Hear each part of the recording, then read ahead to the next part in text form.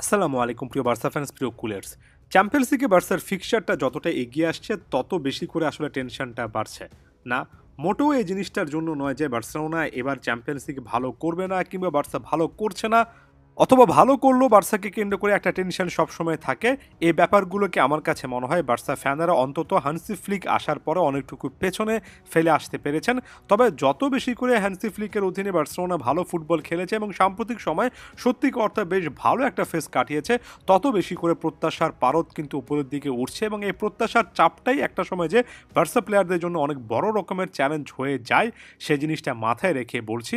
আমার কাছে মনে হয় সবচেয়ে বড় রকমের যে ব্যাপারটা চ্যাম্পিয়ন্স লিগের আগে বার্সা প্লেয়ারদেরকে চিন্তা করা উচিত, সেটা হচ্ছে আসলে একটা গেম কিভাবে শেষ করে আসতে হয়, কিভাবে চ্যাম্পিয়ন্স লিগে এই মনস্তাত্ত্বিক চাপের সাথে রীতিমতো ফাইট করতে হয়।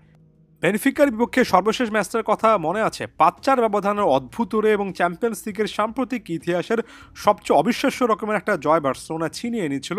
তবে তার আগে খুবই খুবই নেগেটিভলি যে জিনিসটা এখনও মনে আছে, প্রথম 30 মিনিটের মধ্যে বার্সেলোনা 3টা গোল কনসিড করেছিল এবং সেখানে বার্সার ডিফেন্সের একটা কমপ্লিট কলাপস আমরা কিন্তু দেখেছি।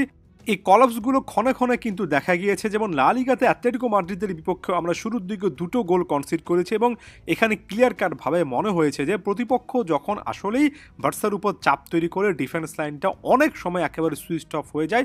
তাই চ্যাম্পিয়ন্স লিগের খুবই ক্রুশাল একটা এনকাউন্টার যেটা কিনে অ্যাওয়ে ভেন্যুতে হবে, সেটার আগে আমার কাছে খুবই খুবই ইম্পর্টেন্টলি এই জিনিসটাই মনে হচ্ছে যে চাপ সামলানোর সে অ্যাবিলিটি, সে মনস্তাত্ত্বিক ক্ষমতা, একটা ডিফেন্স লাইনের সেভাবে দায়িত্ব নেওয়ার ব্যাপারটা ইত্যাদি, এই জিনিসগুলো যেটা ফুটবলীয় দিক থেকে খুব একটা বেশি ব্যাখ্যা করা যায় না, সেটা আরও একবার চ্যাম্পিয়ন্স লিগে বার্সার জন্য সবচেয়ে বড় একটা চ্যালেঞ্জের জায়গা হবে। হ্যান্সি ফ্লিক প্লেয়ারদের ওভারঅল ফিটনেস নিয়ে যে কাজ করেছেন, ওভারঅল কনফিডেন্সের জায়গাটা যেভাবে বুস্ট আপ করেছেন, সেটা একেবারে চাক্ষুষ আমরা সামনে দেখেছি।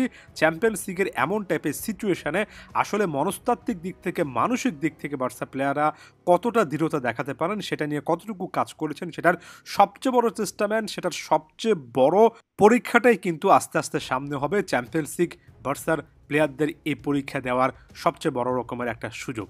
ডিফেন্স লাইনে রোনাল্ড আরাহুর ফিরে আসা এবং সেখানে ইনিয়াগো মার্টিনেজের যথেষ্ট ভালো পারফরমেন্স, জুলস কুন্ডে কিংবা আলেহান্ড্রো বালদের মতো অপশান থাকা যারা কিনা ফাইনাল থার্ডে কন্ট্রিবিউট করেন, এটা অবশ্যই ভালো লাগার মতো ব্যাপার। বেশ কয়েকটা ব্যাকআপও আছে, তবে একই সঙ্গে এই জিনিসটা মাথায় রাখতে হবে, চ্যাম্পিয়ন্স লিগে একটা অ্যাডেড প্রেশার সিচুয়েশন কাজ করে।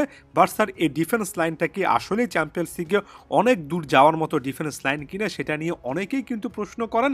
আমরা বার্সা ফ্যানেরা তাদেরকে সেফগার্ড করার চেষ্টা করি, অর্থাৎ নিজের দলের প্লেয়ারদের পক্ষে সাফাই গাই।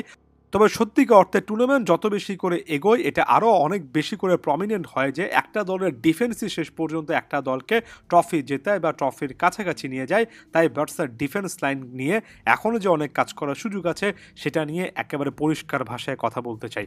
অনেকেই কমেন্ট বক্সে মন্তব্যটা করেছেন এবং যথেষ্ট পরিমাণ যুক্তি এখানে কিন্তু আছে যে ডবল পিভট সিস্টেমে বার্সেলোনা খেলছে, অর্থাৎ 4-2-3-1 মাঝখানে দুজনের, অর্থাৎ দুজন মিডফিল্ডারের কথা বলছি, 4-2-3-1-2। তাদের মধ্যে বার্সার কাছে একেবারে প্রথাগত ডিফেন্সিভ মিডফিল্ডার কিংবা অনেক বেশি করে আগ্রাসী মনোভাবের একজন ডিফেন্সিভ মিডফিল্ডার কিন্তু নেই।